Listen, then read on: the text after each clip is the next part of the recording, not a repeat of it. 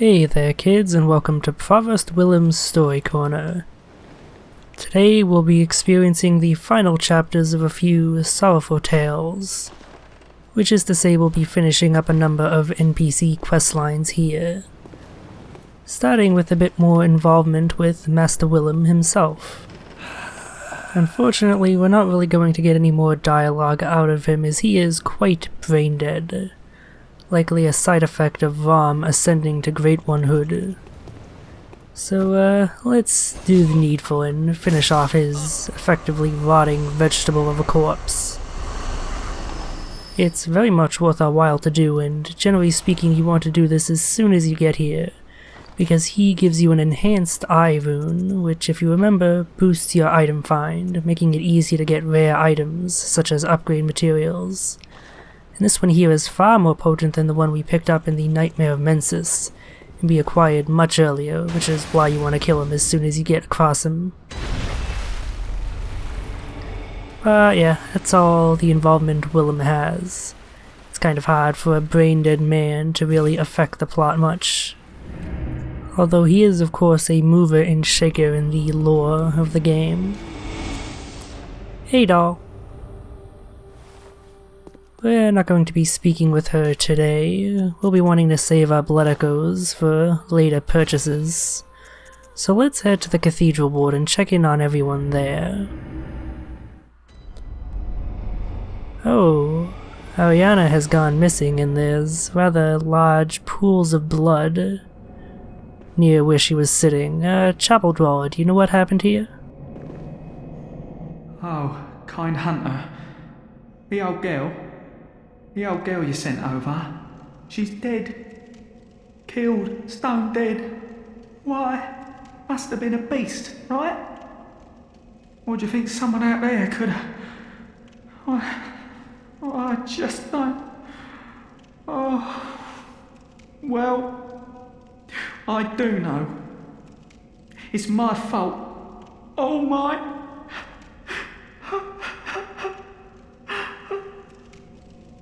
So he's not actually talking about Ariana here, he's actually referring to sweet old Granny, whose fate we saw earlier. Although we didn't go check up on him after finding her corpse over there, which is why we didn't get the dialogue until now. Let's see if the suspicious man has anything to say about this. Your lies spin a web, but I see through your deceit. I did not learn from books. No. I learned it all with my own mind. Well, he's as crazy as ever. What about Adela?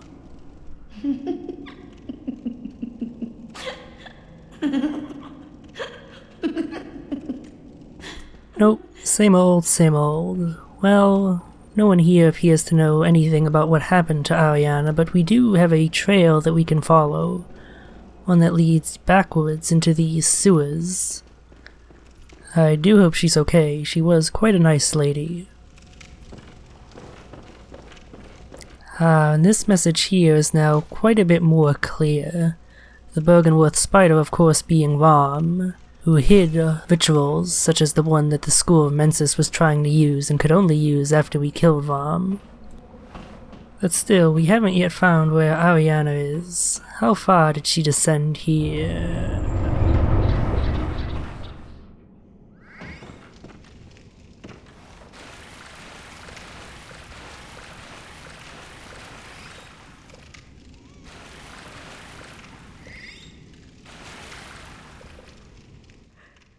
It can't be. This is a nightmare.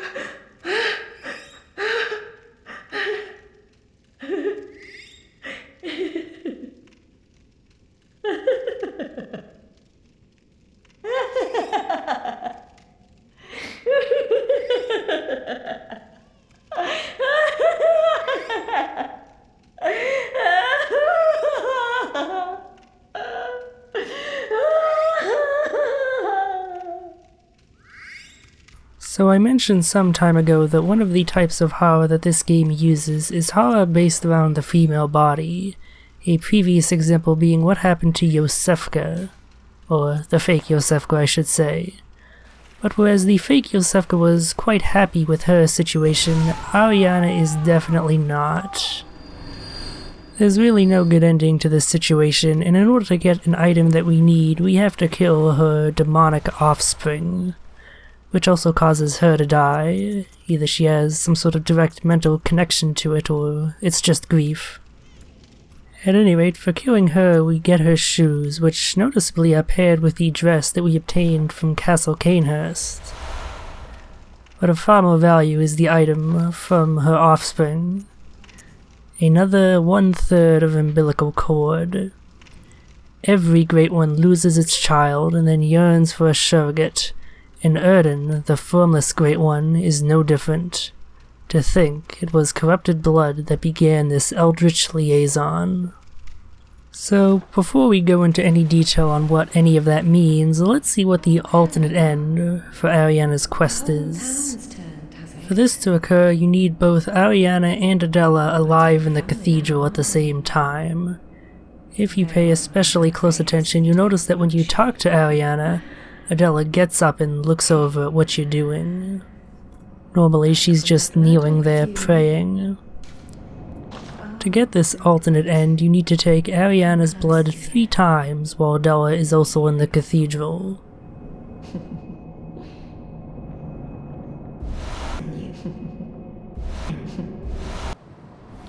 And upon doing so, you'll find her dead here, in her chair. No cord this time, although we can still get her shoes. Ah, brave hunter. What is it? Have you renewed thoughts on this matter? Forgive me, I should have known better. What would a brave hunter do with lowly blood like mine? Please, forget I even asked. Ah, have you? Yes, of course. Coming close. Now, take my blood. Oh. Oh, brave hunter, I pray for your safety. Come back. So yeah, sorry for skipping that last bit of dialogue there. I didn't realize it was gonna go on for that Lady long. you sent over. She's dead. But yeah, Adela kills Ariana, presumably in a fit of jealousy over the latter's special blood, Someone out there could since Adela herself just has the normal blood that a blood saint would. Whereas Ariana has a very special type of blood indeed. I do know. I already pointed out that she has something of a connection with Canehurst by the fact that her shoes are paired with the dress that we obtained from Castle Canehurst in our inventory screen, and she is in fact wearing that dress. Additionally, the 3rd umbilical cord that we obtained from her offspring says that the Eldritch Liaison was born from corrupted blood. So, to sum it up, Ariana is in some way descended from the bloodline of Castle Canehurst, and so has their special corrupted blood, for which they are so feared by the church to the point that they commissioned a special organization, the Executioners, to deal with them. That would be people like Alfred and Marta Logarius. And it is due to her special blood that she was chosen by Erden among all of the potential candidates to bear its offspring, for as the umbilical cord stated, all Great Ones lose their first child and ultimately seek a surrogate. So yeah, it kind of sucks to be Ariana. Either she gets killed or is forced to bear the offspring of an elder god. Really, the happiest ending is to just leave her in a house to presumably turn into a beast like the rest of the townsfolk. At any rate, the reason why we're heading up this way is, if you noticed, we tried to warp to the lantern up here, but it was inactive, so we're gonna go check that out. Oh, is that Eileen? It's been a while since we've seen her. And, she doesn't look like she's doing too well here. Oh. Is that you again? I'm afraid I've made a bit of a blunder. I'm just going to have a short rest. Oh, don't worry. I've taken blood. Enough to save an old woman. No more dreams for me. This is my last chance. What a fool I am. I'll have to tread carefully. But that thing still lies in wait. Turn back. This is my score to settle.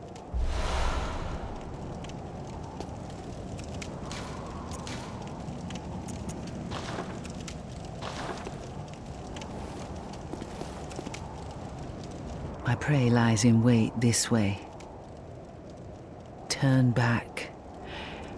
This is my score to settle. Despite what she's saying, she's clearly not fit to take out whatever this enemy is, so let's do her another solid and take it out for her.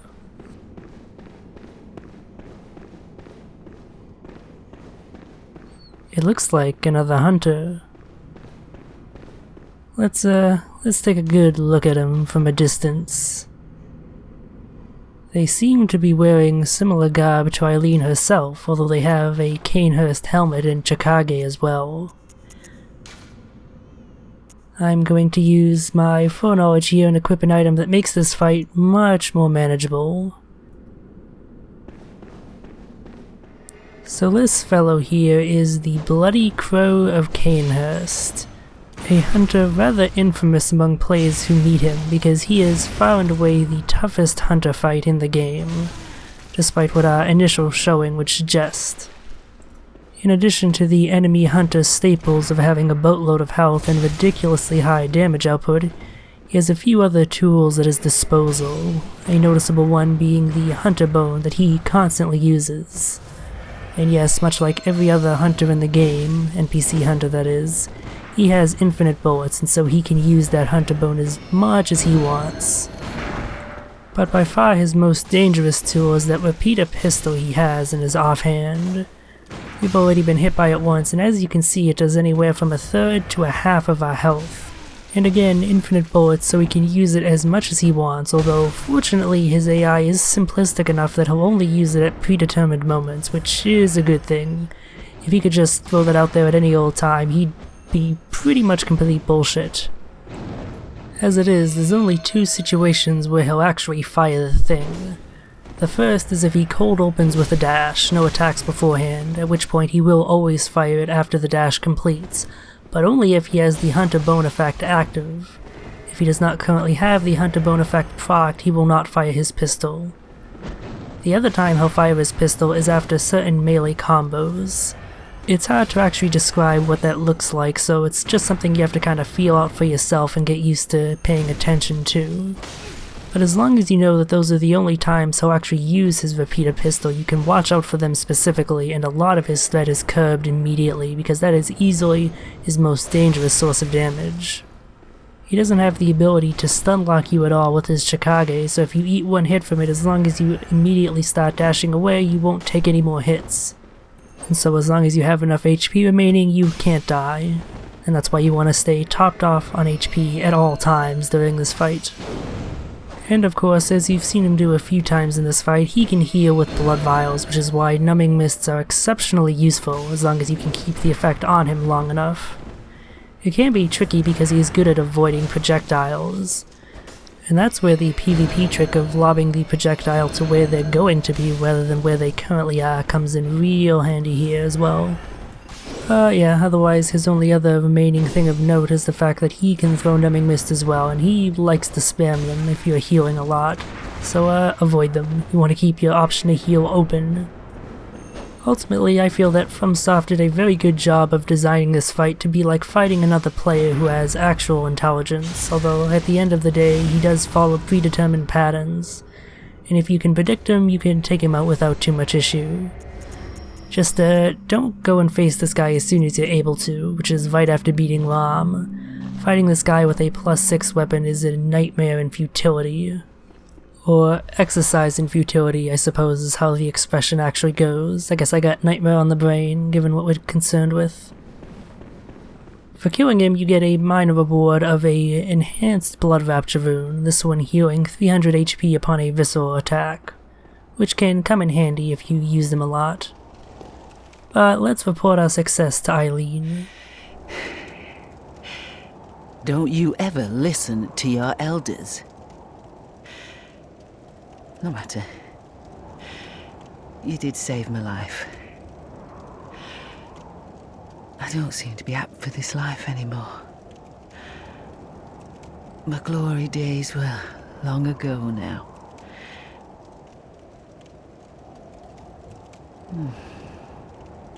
I know. Here. For you.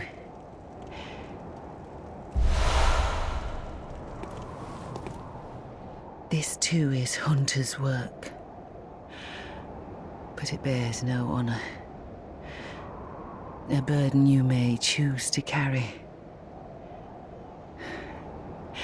The decision is yours alone. Oh. My eyes grow heavy. Let me rest a while. I'll be fine. Just wait.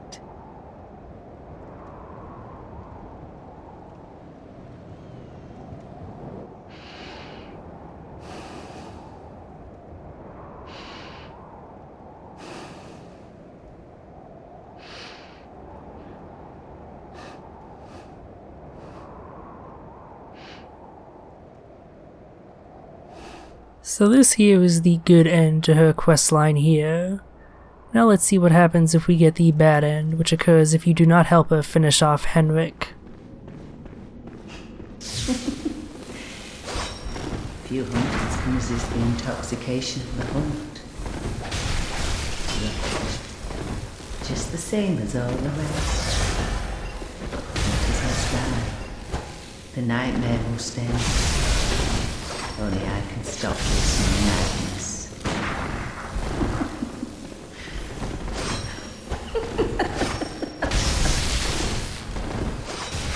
Presumably, without your help, she is unable to finish Henrik off, and so ends up going mad and attacking pretty much just anyone, including us. As far as a fight goes, she can potentially be tougher than the Bloody Crow, though her hunter pistol is much less dangerous than the Crow's repeater pistol, and she trades in numbing mist for throwing knives. Her primary weapon, the Blade of Mercy, is far more dangerous. In her hands it does about the same damage per hit as the Bloody Crow's Chikage, but it is much faster. In fact, it is the fastest weapon in the game if I'm not mistaken. I could, if I was not lazy, double check the guide, as it is really awesome and has frame data on the weapons, but I'm pretty sure it's the quickest, or at least tied for it. Especially dangerous are her R1 combos, which come out incredibly fast and can take you out in around 3 hits, as well as the dashing attack of her transform moveset, which comes out so insanely fast and does so much damage. If you actually get into the PvP in this game, assuming that's even possible at this point with how low the player population is likely to be, if you find someone else using this weapon, you'll often find them just spamming the dashing attack. That is just how good it is. And thanks to the speed of all her attacks, she's even more difficult to stagger shot than the Bloody Crow is. So really, you pretty much just kinda have to get good in this fight. I'll say I do find it amusing that despite being beaten by the Crow in the main timeline, she's actually a much tougher opponent than the Crow. Although part of the difficulty in this fight on this character in particular may be due to being a bit underpowered. If I'm not mistaken, I believe he's using a +6 threaded cane, when really this fight and the Bloody Crow are balanced around you having a +9 weapon, even though you can do them right after killing Rom. But yeah, I really don't have any tips or tricks to offer on this fight other than just get good, as I mentioned already. It's pretty much just wearing down her gargantuan amount of HP, which is especially difficult considering how dodgy she is. Which is another testament to how skilled she is, considering that she lacks the hunter bone that the Bloody Crow has. After seeing all the shit that gets dumped on Ariana, it is nice to see a character whose questline ends fairly well, Either she dies peacefully knowing that someone completed her duty, or she goes mad but is a badass while being mad, and so is a spectacle to behold. The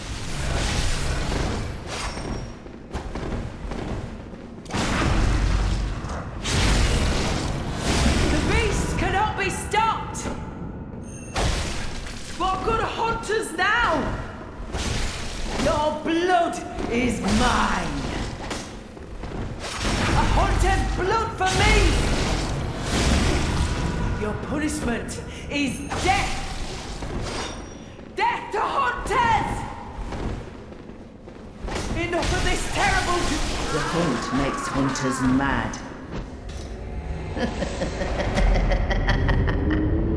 Remember how I said she could take you out in 3-hour-1s? Yeah. You monsters. All hunters must die. This time we successfully vanquish her and put her mad soul to rest, obtaining her badge but not the special hunter rune that we obtained when we completed her quest the good way. And though we won't be checking out the rune this video, trust me when I say that it is a good enough rune that it is always worth trying to get the good end for Eileen's quest here. At any rate, we have one more bit of business to settle in the cathedral ward here. If you remember long ago, before we actually entered the Forbidden Woods for the first time, that we found Alfred near the gate to it. There he showed an interest in the vile bloods of Cainhurst Castle, and if you remember, at Cainhurst Castle we obtained an unaddressed summons, allowing anyone to find the location of Cainhurst Castle. I imagine he would be quite interested in possessing such an item, so let's go deliver that letter to him. And slaughter some church giants along the way, cause hey, why not? Free blood echoes.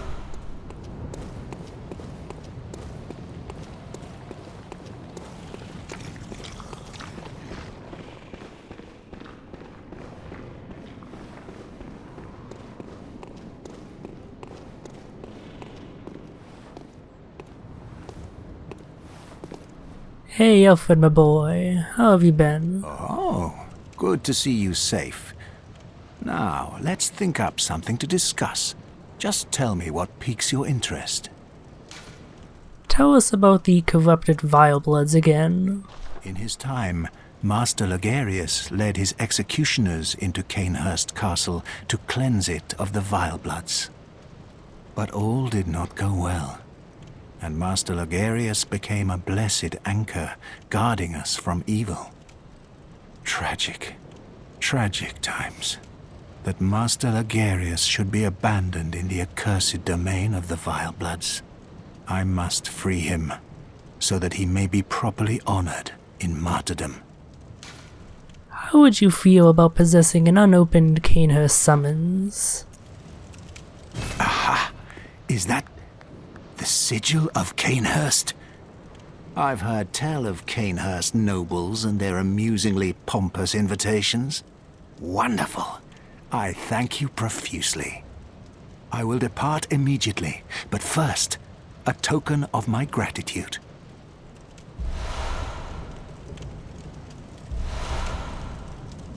Ah, I feel my master's hand at work. Praise the good blood, and let us cleanse these tarnished streets. It has been an honor, but I must say goodbye. Let us cleanse these tarnished streets, and may the good blood guide your way. I imagine he's going to have a peaceful discussion with Annalise and figure out how to settle their differences amicably. So let's go be a fly on that wall then. Master, look! I've done it! I've done it! I've smashed and pounded and grounded this rotten siren into fleshy pink pulp. There, you filthy monstrosity! What good's your immortality now? Try stirring up trouble in this sorry state. All mangled and twisted, with every inside on the outside for all the world to see.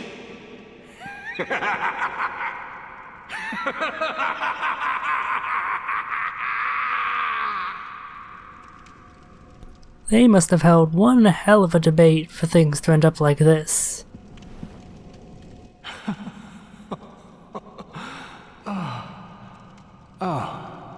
You, is it? Look at this. Thanks to you, I've done it. Well, isn't it wonderful? Now Master can be canonized as a true martyr.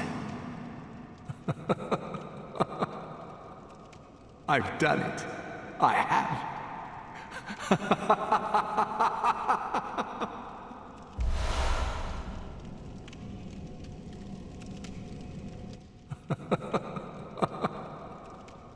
I've done it.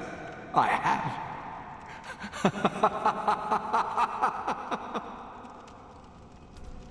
So let's check out that roar gesture that we received from him.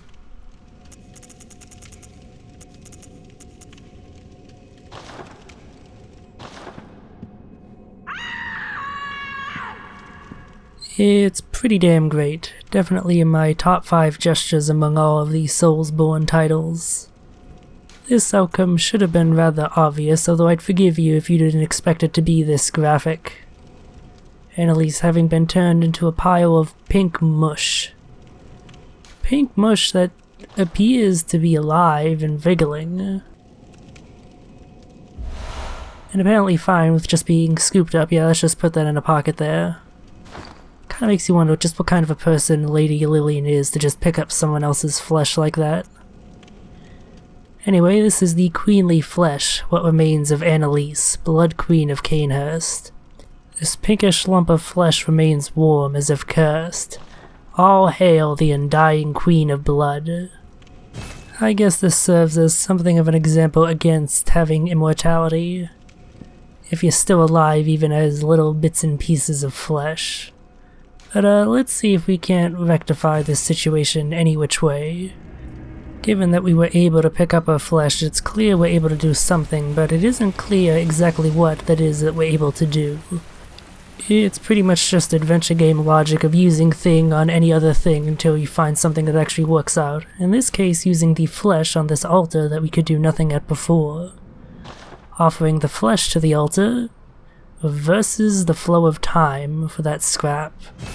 So let's go see how Annalise is doing now then, now that time has been reversed for her flesh.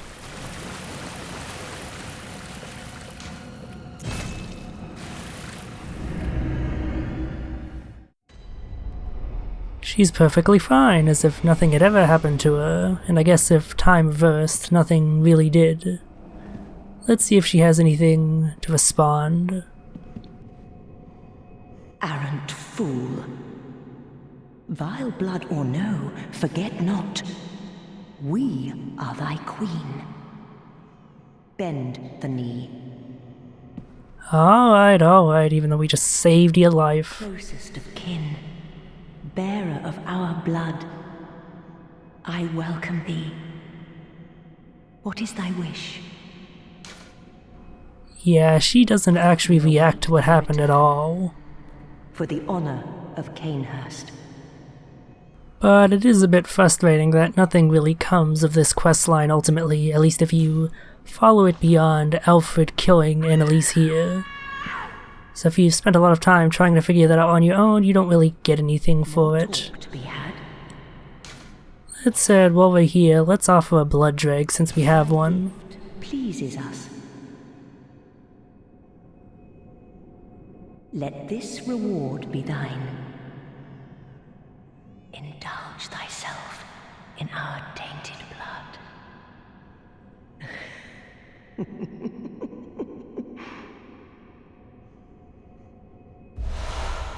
For offering a single blood drag, you get that gesture there.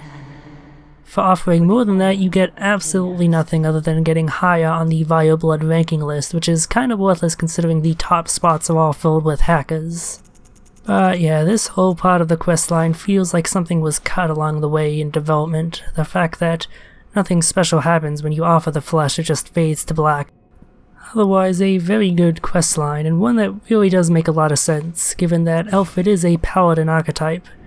It makes sense he would be so cruel to his enemy, who he so doggedly sees as pure evil. But let's check out what happened to him. He returns to the spot that we initially encountered him at, praying, places Ligarius' crown upon the altar, and then presumably succumbs from wounds with his fight with Annalise. I assume at least that she fought back and that she wasn't completely defenseless.